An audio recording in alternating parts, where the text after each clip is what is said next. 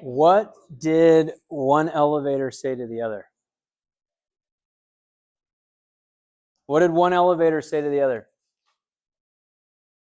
I think I'm coming down with something. Why are parallel lines so lonely? Because they never meet. Nicely done. Your geometry professor would be very proud of you. What did the baby pig call his mother's brother? His oinkle. Nicely done. His oinkle.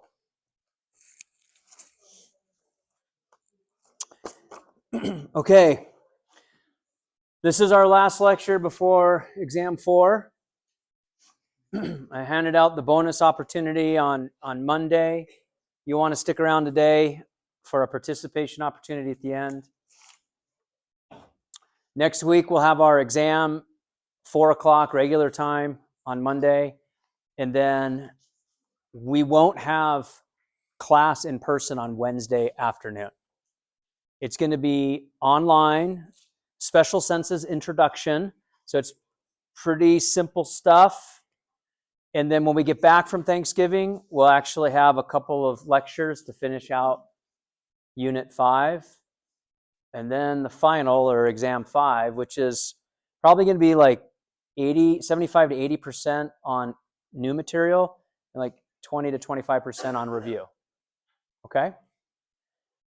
Most students feel that Exam 5, they do really well. If they've gotten familiar with the class, they understand the cadence, they're studying at the same pace. You kind of dialed in by Exam 5, you kind of know the style of my questions. There's not as much material in Unit 5, new material. So the final is the same format. It's going to be in this room. It's Monday, December 9th at 3 o'clock in the afternoon. So I'll have to remind you because it's an hour earlier than our normal meeting time because that's according to the final exam schedule. I'll talk more about that. Right now, just focus on this coming Monday, Exam 4. Then you have Thanksgiving week off. There's no assignments other than watching an introductory special senses lecture. Okay? Awesome. So I posted answers to that chart, that comparison of a local, otherwise known as a graded potential. Who can define that? What's a local, or another name for it's a graded potential?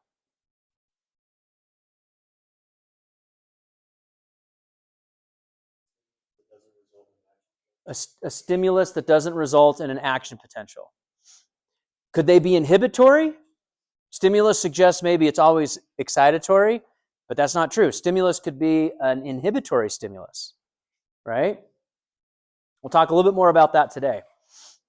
And then we compared and contrast that with an action potential on that table. Do you remember what I'm talking about in class?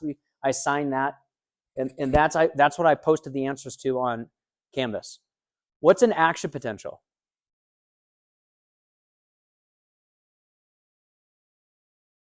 Just try. You don't have to get it perfect. It's fine. Yeah. An action potential is a stimulus that will fully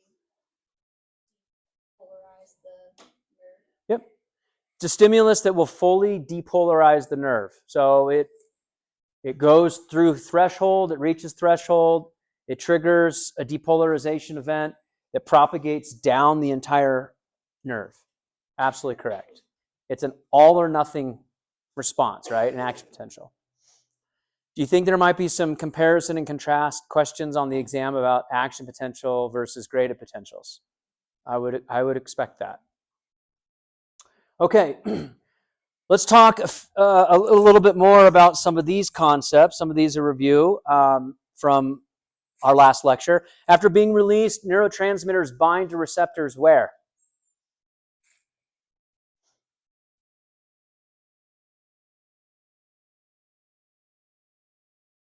Any volunteers?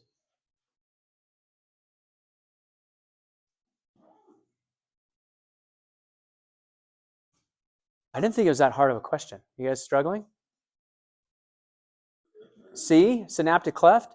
The receptors are actually found on the postsynaptic membrane. Think of like acetylcholine receptor. That's why you guys were quiet, huh? You didn't understand the question, maybe? So we're talking about the neuromuscular junction. We're talking about neurotransmitter coming across the cleft and binding to the postsynaptic membrane. All right, how about this one? A neurotransmitter attaches to its postsynaptic receptor, and this eventually induces the production of cyclic A&P. So this neurotransmitter would be classified as what type of neurotransmitter? Ionotropic, metabotropic, inducing a change in charge across the membrane? Two of the above or none of the above? This is at the end of Monday's lecture. We kind of characterized different types of neurotransmitters. B, metabotropic. Why is it metabotropic? Anybody? Cyclic A&P is a secondary messenger inside the cell. So it's triggering metabolic processes in the cell. That's where it gets its name, metabotropic. Ionotropic, what's an example of an ionotropic neurotransmitter? Acetylcholine. And it's ionotropic because it triggers ions to move. Acetylcholine opens channels, allows for sodium ion to move. So it's an ionotropic neurotransmitter. Okay, this is review, but we're gonna pick up here and kind of reinforce the review that we already have. There is new material today, but there's a lot of review because I want to kind of drive home the mechanistic aspects of action potential. So I'd like you to draw an action potential. Just take a stab at it. You can put it on an XY plot. You could label the x-axis and the y-axis if you'd like. X is time. Y is actually in millivolts.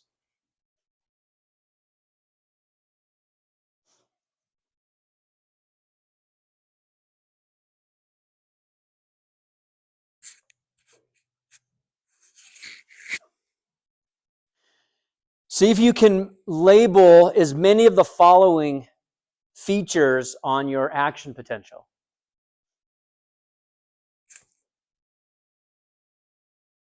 Here's a hint. Minus 70, minus 55, 0, and plus 35 are all along the y-axis. And then depolarization, repolarization, hyperpolarization, those are areas that we're going to see the graph is associated with.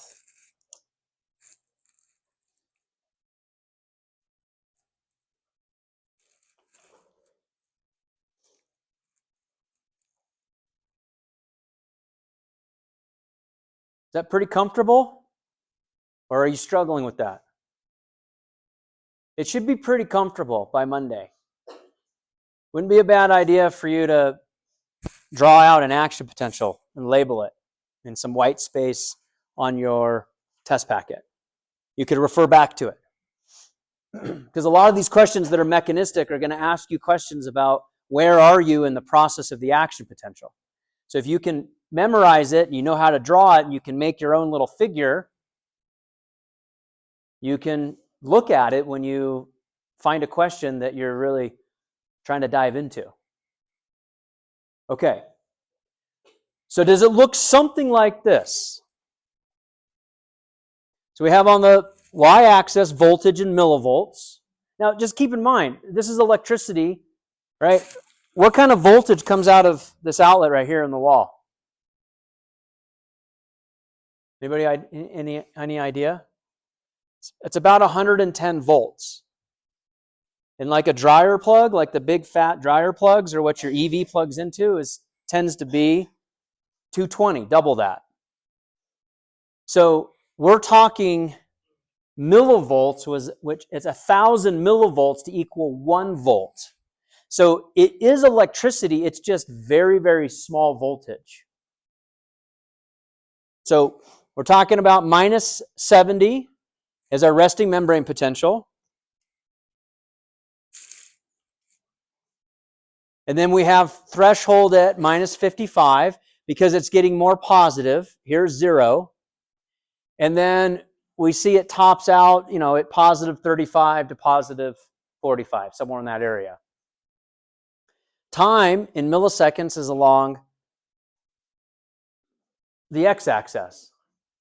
So the idea is you have resting membrane potential. You've got these failed initiations or local potentials that are excitatory postsynaptic potentials, but they never reach threshold. If they don't reach threshold, they just never do anything. That's why they're called failed.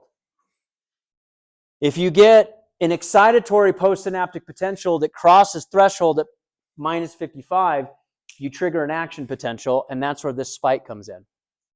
This side is called depolarizing because you're making it less negative. You're going to the positive. This side is repolarizing because you're, again, making it more negative. You overshoot. This is hyperpolarization. And then you return to the resting state. And we talked about the refractory period on Monday. We talked about 2 different phases of refractory period, absolute and relative. Okay? So this is all review. Now I want you to number the graph. I want you to number the graph in this way, 1 through 7.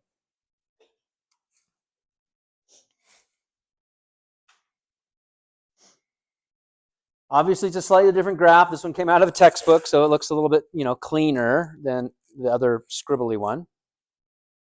But same concept.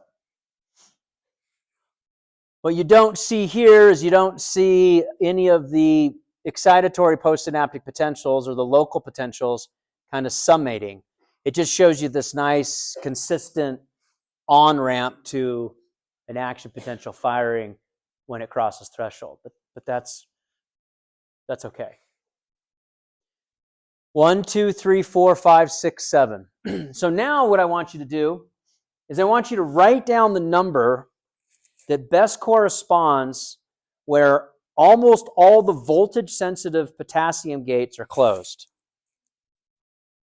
Where are all the voltage-sensitive potassium gates? Almost all of them are closed. Nearly all of them are closed. I'd say they're all closed, or maybe they're almost all closed. What number? Who wants to volunteer and explain why? 5. They're closing towards the end of 5, but they're definitely still open at 5. Okay? This gentleman up here? 6 and why?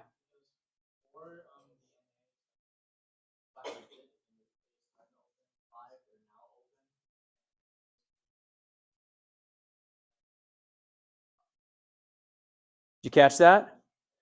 In 6, the voltage-sensitive potassium gates that have been open that are allowing potassium to go which direction?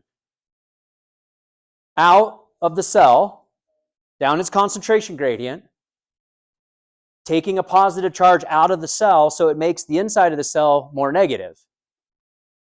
And then they're slower to close, and that's why at 6 you see this slow turn versus at 4 the sodium voltage gates are fast to close. So it's like a spike and then an immediate drop. Okay? Perfect. Well done. Okay, let's try this one. Which number best represents where voltage-sensitive sodium gates are closed and inactive? How about a different volunteer? This stuff is really, if you can do this, you really understand what's happening. You're understanding where the ions are moving and how they're moving and why. 5? Okay. Explain why. I think you're correct. But I want you to understand, I want you to explain why.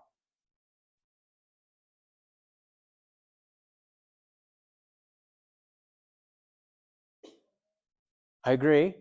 Is there another location? They're definitely, the sodium gates, the voltage sensitive sodium gates are definitely closed at 5. They're definitely closed and they're inactive. I would agree. Is there another couple of locations where they're also closed? Where? How about 6? And how about 7? I would agree. What about 4? 4 is where they instantaneously close. So not a great test question, right? But it's a great lecture question to get us to think. 4, 5, 6, and 7 would all be correct answers because of what was just shared by your colleague and what I added to. Now, if I wanted 4 on the exam, I might word the question in what way? I want you to try it. I want to see students complain when the test is written poorly, and it happens because we're human, but it's not easy to write good test questions. So I want you to write a test question, and I'm looking for the answer of 4. Who wants to give it a shot?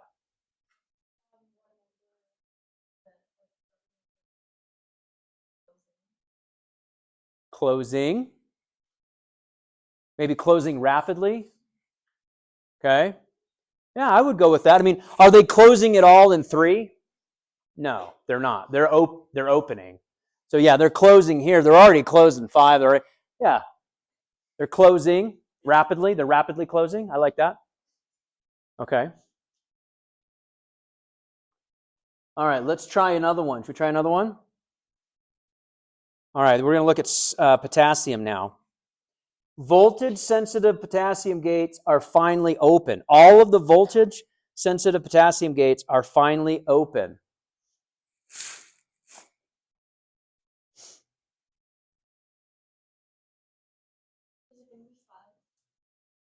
All the voltage-sensitive potassium gates are finally open. They're finally open at 5. I would agree. I would agree. Are they finally open at 4?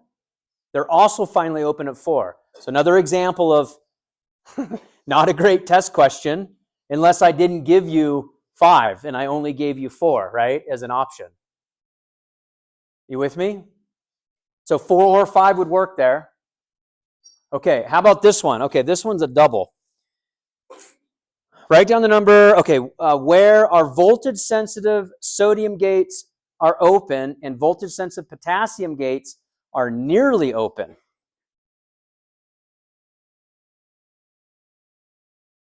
Anybody else want to go? Or, okay. It is 3. 3 is correct. Why is 3 correct? What's happening at 3?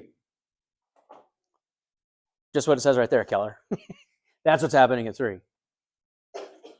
So at 3, remember, once it hits threshold, the sodium voltage gates open rapidly.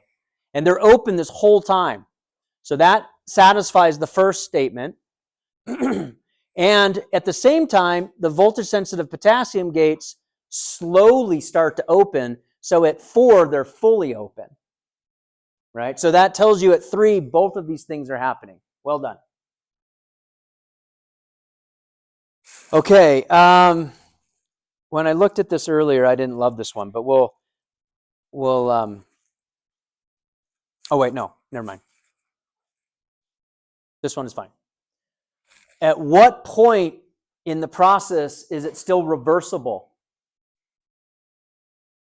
Where is it still reversible? 1. Why is it reversible in 1?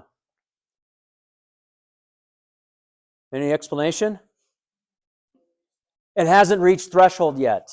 Those would be excitatory postsynaptic potentials that are kind of summating, but they haven't reached threshold at -55.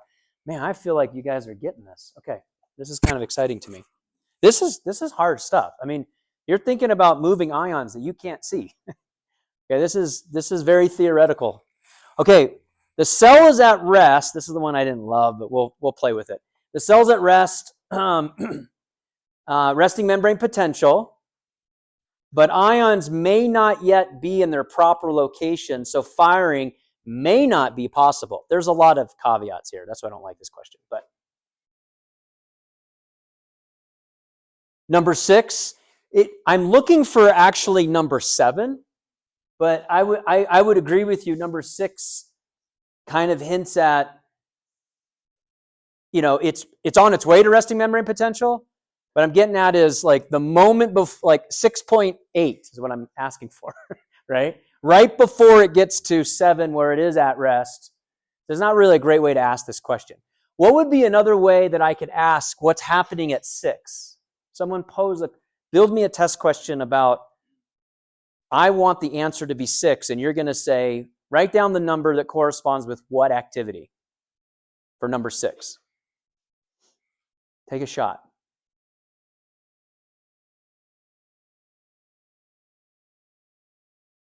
Would you want it to say like where repolarizing is occurring,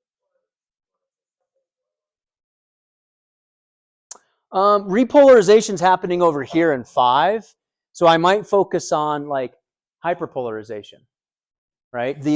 I could say something like the voltage-gated potassium channels are slow to close, and some of them still remain open, so the membrane is hyperpolarized. That's number 6, right? Well, if I was looking for number 7 and use an active transport in your question, sodium potassium pump, use that in your question. I want number 7.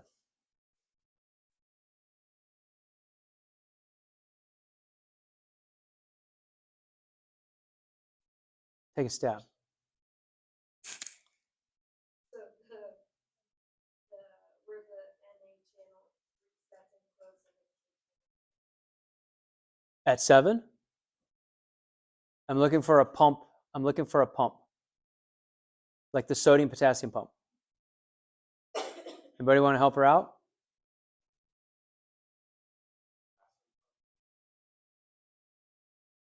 Perfect. Does that make sense? The sodium potassium pump helps to return the membrane to resting membrane potential. So sodium is being pumped out, 3 sodium's out, 2 potassiums are being pumped in. Okay, that might be where you're trying to go with it. Okay. Totally different textbook. This is from like a Marriott textbook, but I just wanted to show you how a couple of different variations of how artists represent what's happening here. So you have your action potential in the middle. Here's 1, 2, 3, 4, 5, and then back to 1. So they use the 1 and the 1 instead of going to 7. They just say it's going back to 1. That's kind of clever. I think that's kind of clever. But everything else is the same, right?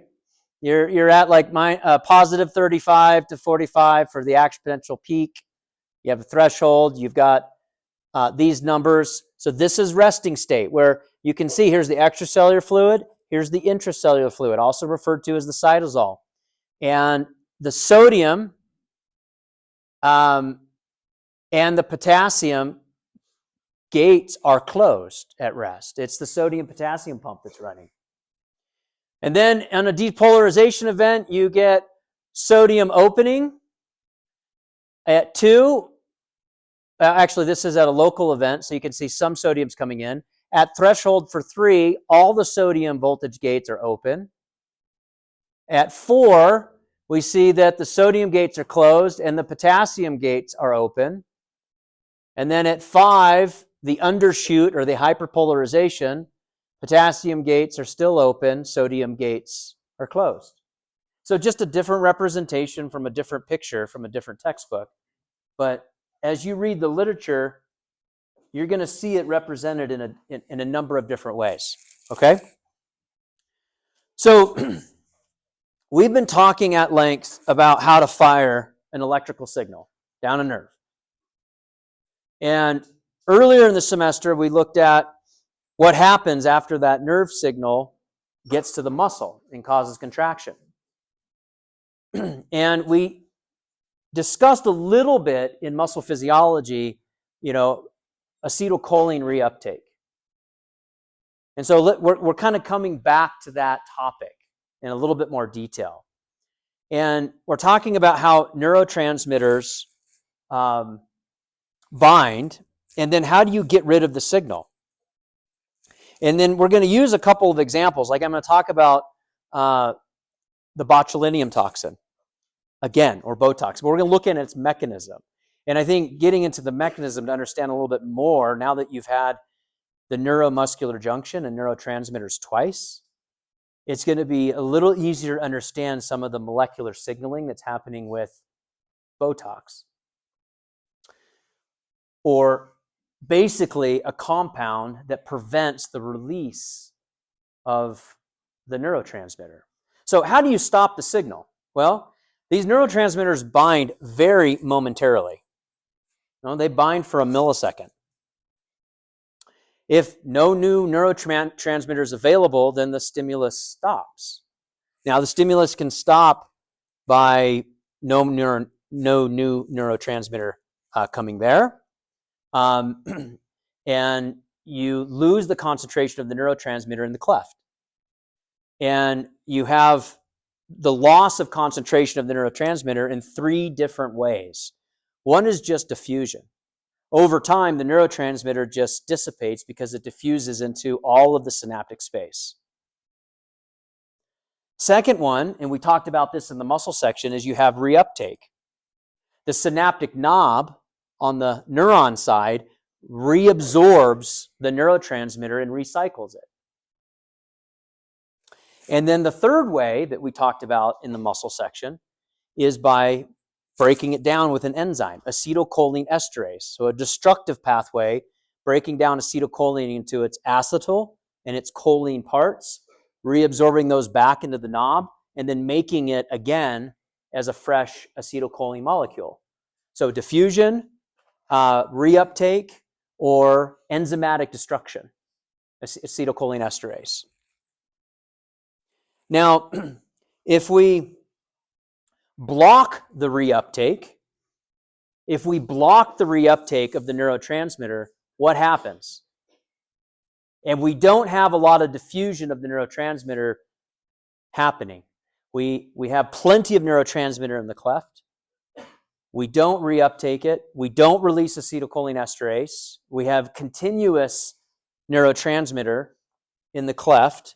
So let's watch this video about what happens in that situation.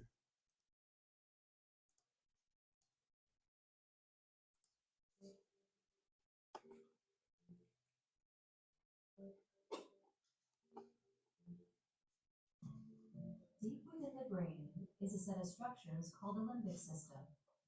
The limbic system contains the brain's reward circuit, or pathway. The reward circuit links together a number of brain structures that control and regulate our ability to feel pleasure. Feeling pleasure motivates us to repeat behaviors. When the reward circuit is activated, each individual cell in the circuit relays electrical and chemical signals. Postsynaptic on the bottom, synaptic knob on top. Is called the synapse. In the reward circuit, dopamine neurons release the neurotransmitter dopamine. The released dopamine molecules travel across the synapse and link up with proteins called dopamine receptors on the surface of the receiving cell. When dopamine binds to the exterior of the dopamine receptor, this causes proteins attached to the interior part of the receptors to carry the signal onward within the cell. Some dopamine molecules re-enter the sending cell via dopamine transporters and can be re-released. When a reward is encountered, the presynaptic cell releases a larger amount of dopamine in a sudden burst. Dopamine transporters will then quickly remove the excess. Dopamine surges in response to natural rewards help the brain learn and adapt to a complex world. However, drugs are able to hijack this process, contributing to unhealthy behaviors and consequences. When someone first uses cocaine, the drug quickly enters the brain, where it blocks the transporters on the presynaptic cell. Since dopamine cannot re-enter the presynaptic cell, it begins to accumulate in the synapse, where it can reach abnormally high levels and remain there much longer than usual. The postsynaptic cell becomes hyperactivated, which produces a feeling of euphoria. This creates an incredibly powerful association between cocaine and pleasure, making a person want to repeat the experience of taking the drug.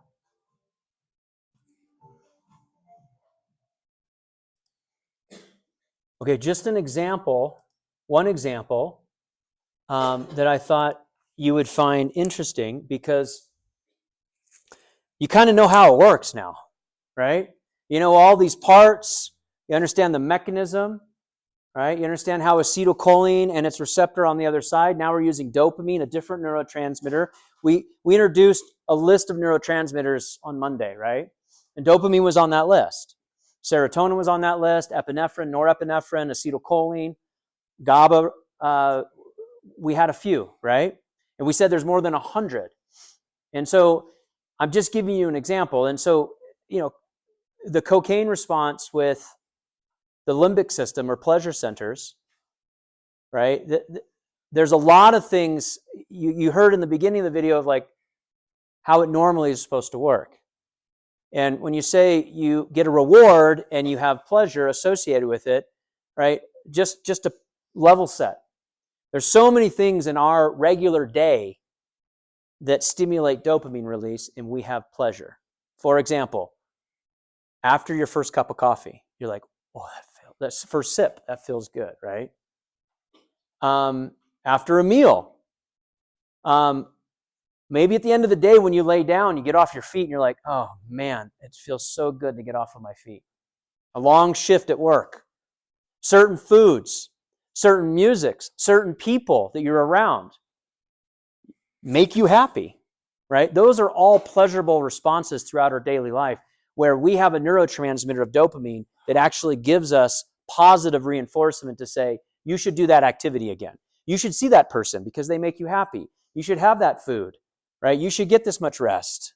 Does that make sense? Certain music will give us pleasurable rewards. And so what these narcotics do and these pharmaceuticals that we see, unfortunately, in society, is they hijack those systems. And people get hooked on that feeling, that high of euphoria. And really what's happening is you're just allowing for more dopamine to flood. The cocaine isn't giving you the effect. Your body is giving you the effect, right? The cocaine is preventing the dopamine from being reabsorbed under normal conditions, so you don't have too much of it. Isn't that kind of interesting? Yeah, question. Is that similar to how antidepressants work? Like, does it stop the uptake of the reuptake of dopamine?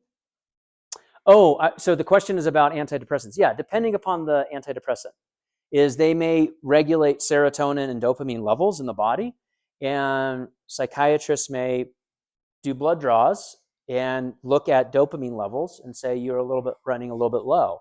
Let's try an antidepressant that will help slightly elevate dopamine levels and make you a little bit more happy throughout the day. Your baseline just goes up a little bit. But most of the physicians in the psychiatric space are doing it differently than like a cocaine addict. They're going to prescribe 25 micrograms and then watch you for a week or two, and then 50 micrograms. And then they may keep you there for a month and go to 75 or 100 versus with street drugs, people just take the pharmaceutical without any oversight, right? But yeah, that's how some of them do work. That's exactly right. Okay, let's look at another mechanism. So this is the fun part of the semester now where you have all of this baseline knowledge and we get to talk about like all these examples where if you show them in the beginning of the semester, you're still trying to, remember the periodic table and which one's organic. You guys remember those questions, right? But now you have all this fundamental baseline. So let's look at the process of Botox.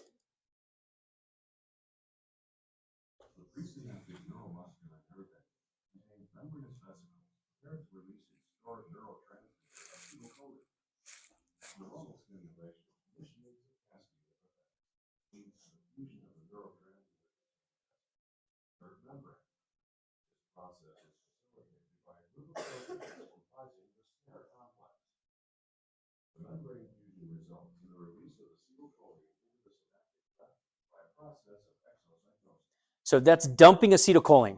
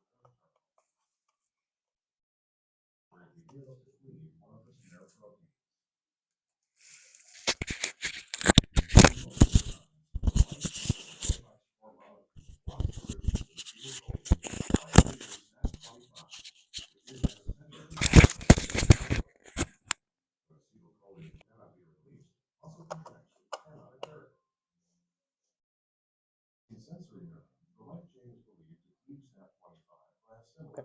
We don't need to know about sensory neurons. Okay, so just to summarize there,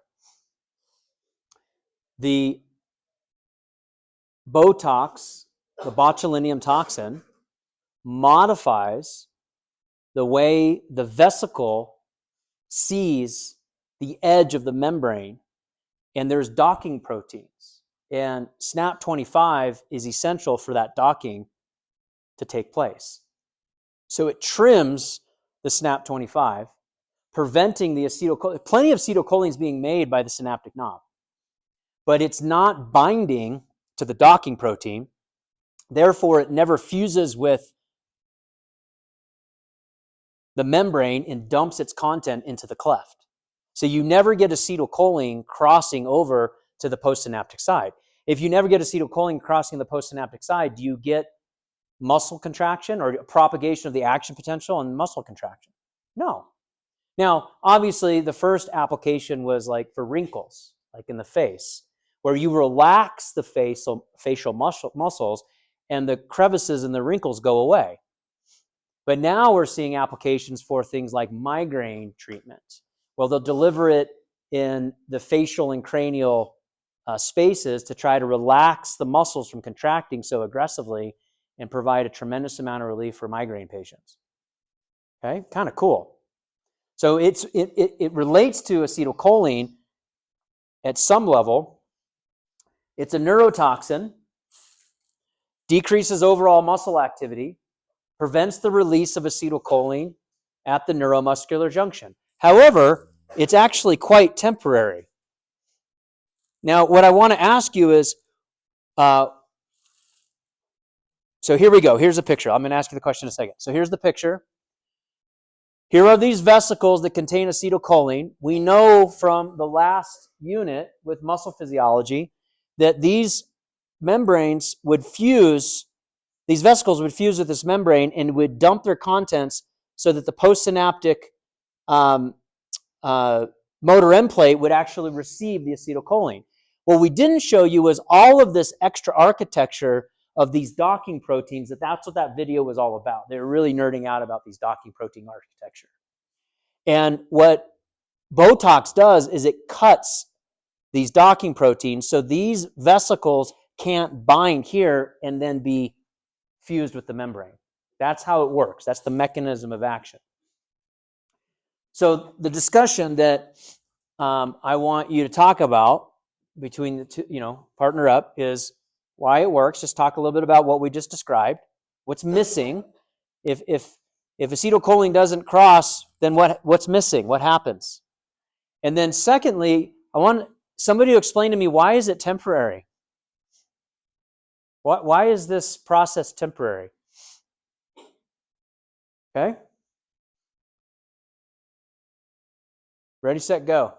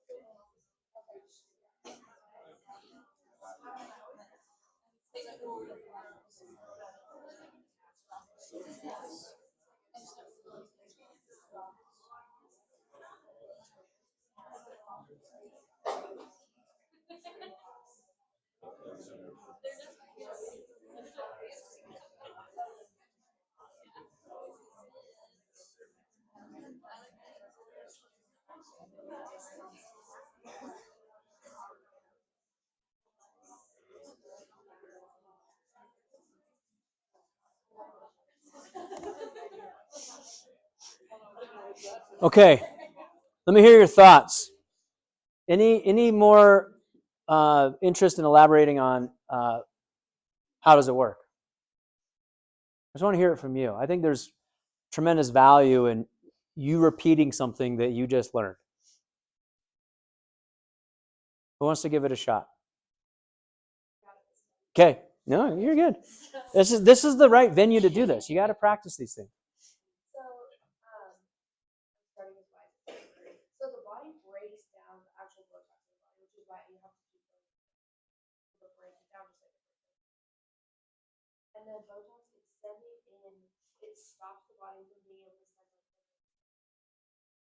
like so to each other. So it stops it from being able to communicate. But then obviously the body's going to It wears off.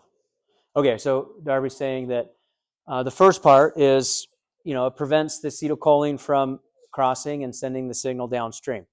Completely agree.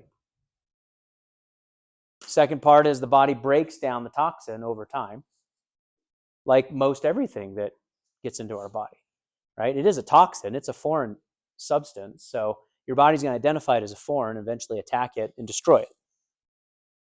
Okay? But you got rid of the toxin.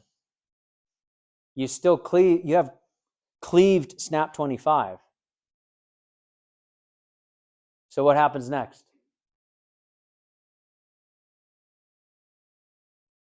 Your body is really good at regenerating lots of things, right? That's why you feel so great when you wake up in the morning. People always ask, like, why do we sleep? Right? They've done sleep deprivation studies, right? Especially for military applications, trying to get super soldiers to not have to sleep as long. It doesn't work. It doesn't work. That's when children grow, is when they're sleeping. And that's when you and I heal and regenerate. And your colleague is absolutely right. Your body will manufacture new SNAP25. It's a protein. The nuclear material in the cell at the synaptic knob has all of the DNA coding to make a new SNAP25. It just takes time to heal all of that SNAP25. But once it heals all that SNAP25, the wrinkles come back. Okay, so you have to go back into the clinic and get another injection. Okay, kind of fascinating how it works. Okay. All right, let's look at excitatory postsynaptic potentials and inhibitory postsynaptic potentials. Excitatory and inhibitory postsynaptic potentials. They are, which one of these are they? Are they action potentials? Are they graded potentials? Or are they local potentials? Or is it two of the above?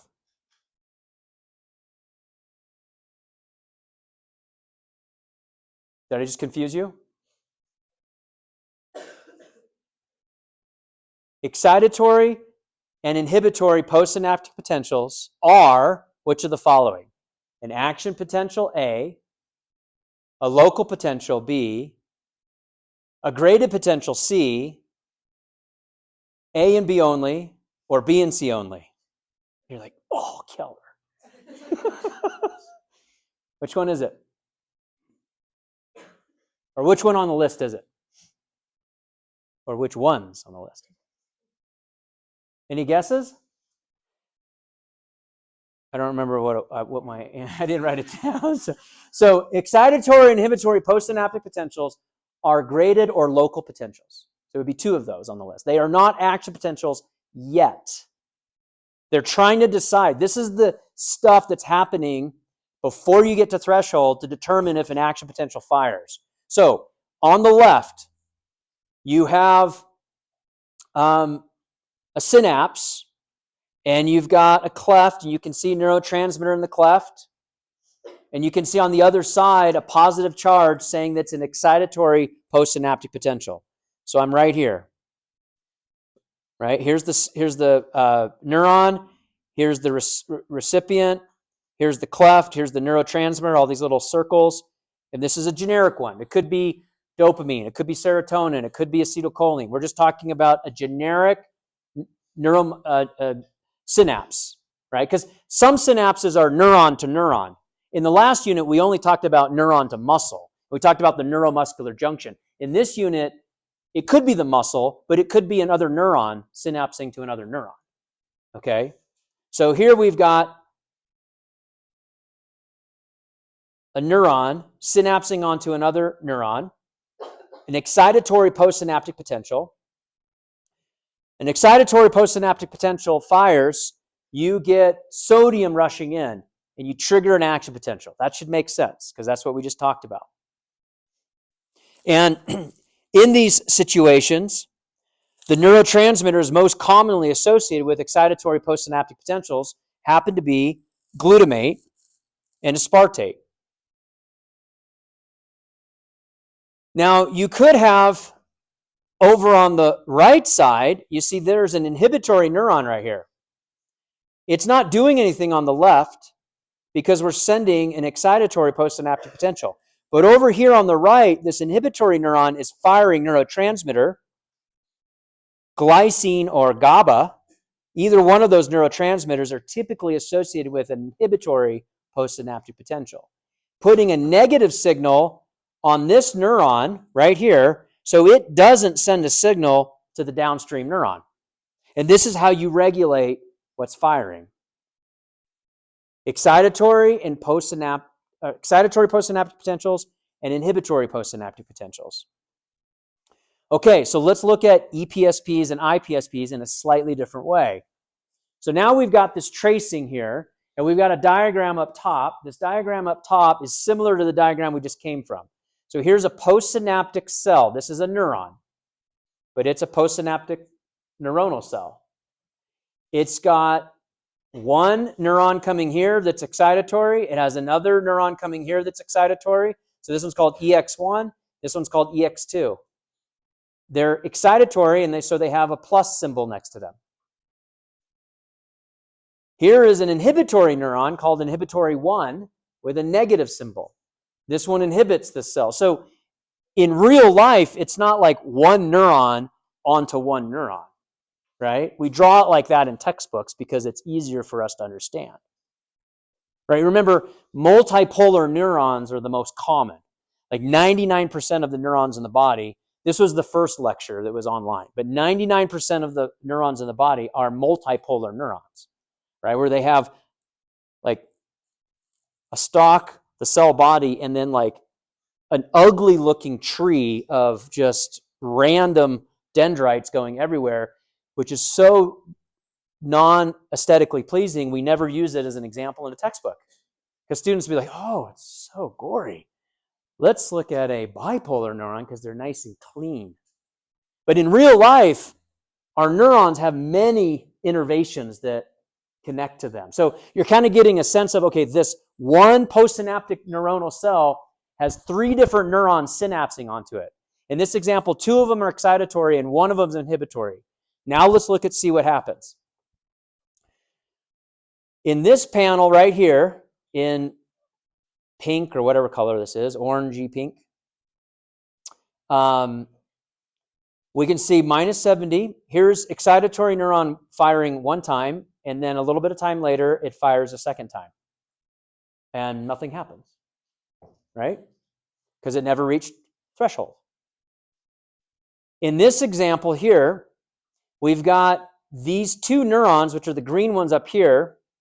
I'm sorry, this one neuron in green that fires twice, but instead of waiting until the first signal dies off, you fire the second signal of that neuron on top of the initial firing. And that gets you to threshold, and then you fire an action potential.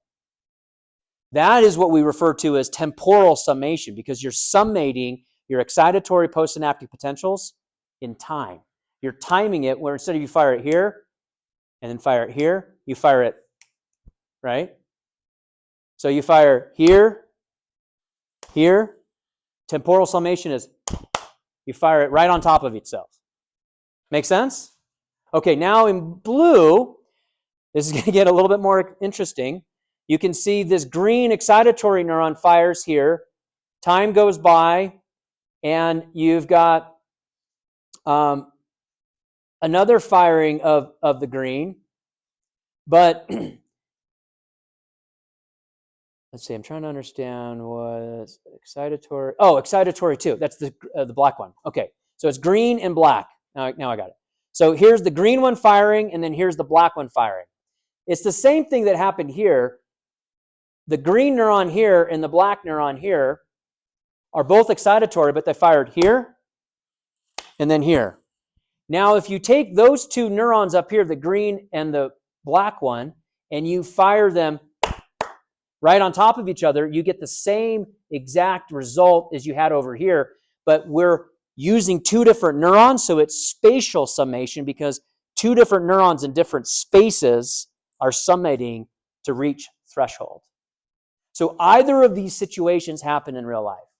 You can fire one neuron right on top of itself, boom, boom, or you fire multiple neurons simultaneously, like boom, boom.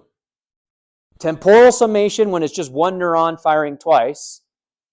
Temporal summation when it's two separate neurons firing, but yet in concert with each other. Does that concept make sense?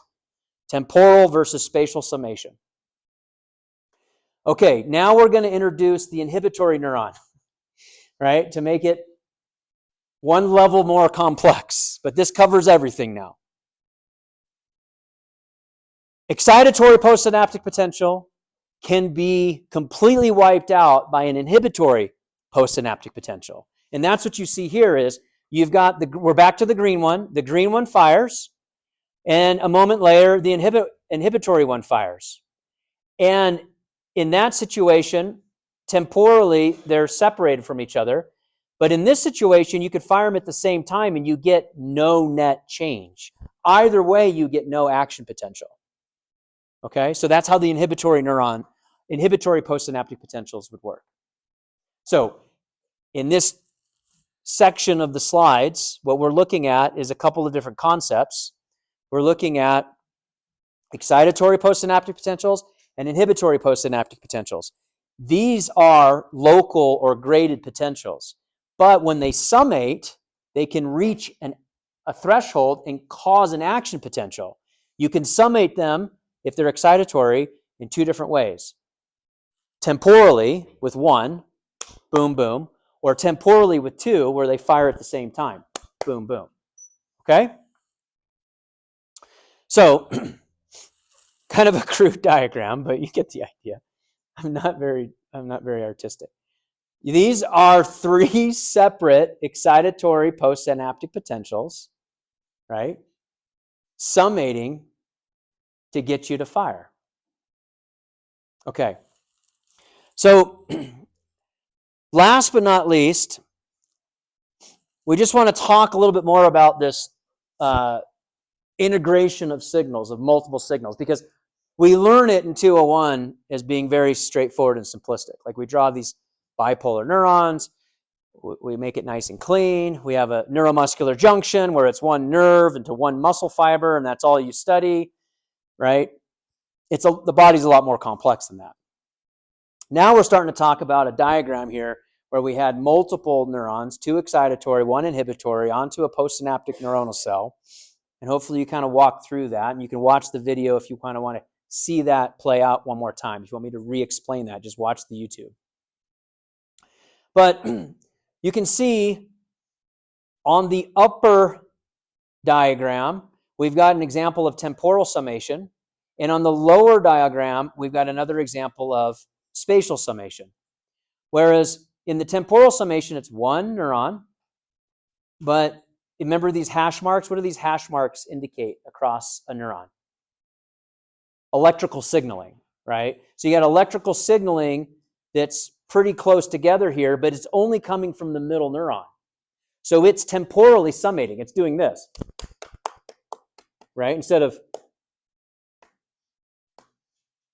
right? It's firing, and it's getting the threshold.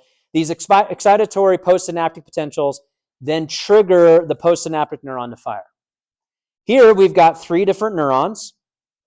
Spatial summation, 3 different neurons. They're firing more like this, right? Because these lines are further apart than these lines, so they're not firing at the same rate, but there's 3 of them, so it reaches threshold and causes the postsynaptic neuron to fire. So you can achieve it either way. Generally speaking, you need about 30 of these excitatory postsynaptic potentials to reach threshold. You can get them from 1 neuron, or you can get them from 3 or 30 or 300, but you have to hit a certain amount of electrical activity to cross threshold and fire that action potential. Make sense? So the circuitry, kind of finishing up for today on the circuitry, and you guys know that I like to finish early on, if I can, lectures before exams. So we got the whole weekend. We got review sessions coming up. Got some assignments happening this week, so stick around because I'm going to assign one more. But the last little topic here is connecting this to some of the neuronal circuitry that we're going to see in the body and stuff that we're going to talk about in the next unit, in the last unit. So we can either have a diverging current, a circuit rather, diverging circuitry, like what you see on the upper left here, where you've got an input coming in, one input coming in, and you've got multiple outputs going out. Diverging circuitry is good for large-scale muscle contraction. So here's where we link kind of the muscle physiology system with the nerve physiology system. So if you've got a motor neuron, an efferent motor neuron coming from the brain, central nervous system, going to the hamstrings, you want to send one signal, one nerve signal via myelinated neuron all the way down and have it dissipate to multiple muscle groups to contract to cause flexion of the knee. So diverging circuitry is one input, one motor neuron goes in and many muscles contract. So large-scale muscle contraction is what the diverging circuits are good for. What do you think, knowing that, if you had a converging circuitry, meaning you have multiple inputs all going into one signal that goes somewhere? Where do you think you would use that motif? Where would that be good? Sensory afferent? Sensory afferent pathways. Right? Sensory afferent pathways. You want to detect a lot of information from the periphery, send one converging signal to the brain for you to make a decision about. So the upper right, converging circuits, an example here is incoming sensory information. All right, there's these 2 different, less common, but I want you to know about. So reverberating, where you get input that leads to output, but it also kind of has this feedback loop that allows it to continue. So it's called a reverberating circuitry, where you have an input coming to an output signal, but maybe you want that activity to persist for a period of time. So it's like the pedal on the piano. Any pianists in the room? Like you hit the keys, right? Once you remove your hand from the keys, the sound stops. You push down that pedal, you hit the keys, and it just stays for a while and then diminishes. So reverberating circuitry, you use this in an inhalation activity, like when you inhale, inspiratory muscles, right? You just don't want to be like, right? So you want the whole breath to come in. So you use this reverberating circuitry for inhalation. Incidentally, when you stop reverberating, when you take the foot off the pedal of the piano, that's when you begin your exhalation. That's your body's trigger to exhale. Okay, the last one, parallel after discharge, where you can see you've got inputs and then you've got multiple parallel after you've stimulated this initial input or you've discharged it, that all kind of converge onto one output. So parallel after discharge circuitry we find in the eye for vision. And so the example there is if you're staring like at the horizon, you don't have your sunglasses on and the sun's kind of bright, and then you close your eyes, you could probably even do it right now if this was brighter up here. If you close your eyes, you can still kind of see what it was that you were looking at.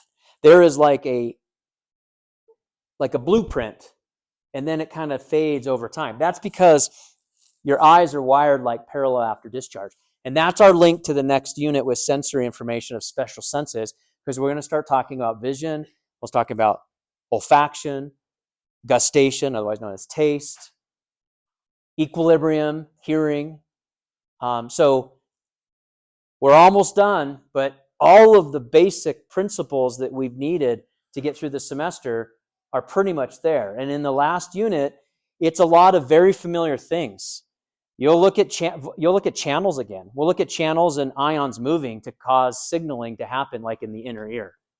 And what's interesting is what we talked about with muscles and nerves all being sodium, like sodium moving in the inner ear, it's actually potassium that actually causes you to be able to transmit the signal. It's still a positive ion, right?